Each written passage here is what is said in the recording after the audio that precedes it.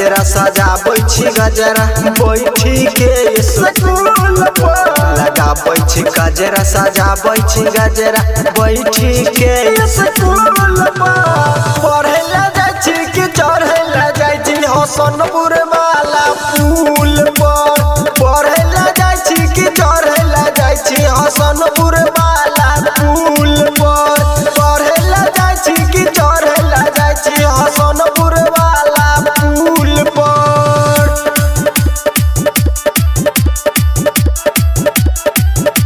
पढ़े ला जाय छी कि चढ़े ला जाय छी हसनपुर वाला पुल पर 24 घंटा या 24 मिनट छोड़ी रहै छी तो बीजी केकरा से बोलै छी केकरा से हंसै छी केकरा से करबै छी जी 24 घंटा या 24 मिनट छोड़ी रहै छी तो बीजी केकरा से हंसै छी केकरा से बोलै छी केकरा से करबै छी जी तोहर जवानी के चर्चा चलै छौ पूरा टोला स्कूल पर तोहर जवानी के चर्चा चलै छौ पूरा टोला स्कूल पर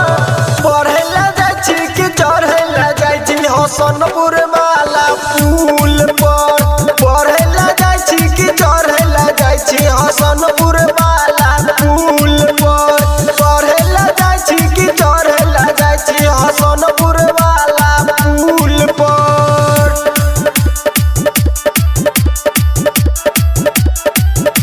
पढ़े ला जाय छी कि चढ़े ला जाय छी हसनपुर वाला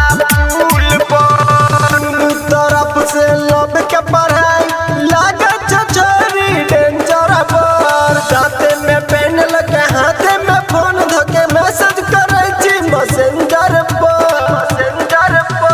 दुनू तरफ से लब के पढ़ाई लागत छोरी डेंजर पर हाथे में पेन लगे हाथे में फोन धके मैसेज करे छी मैसेंजर पर राइटर चंदन दीवाना नीतीश के फसेने छही तू चूल पर राइटर चंदन कुंदन मुकेश के फसेने छही तू चूल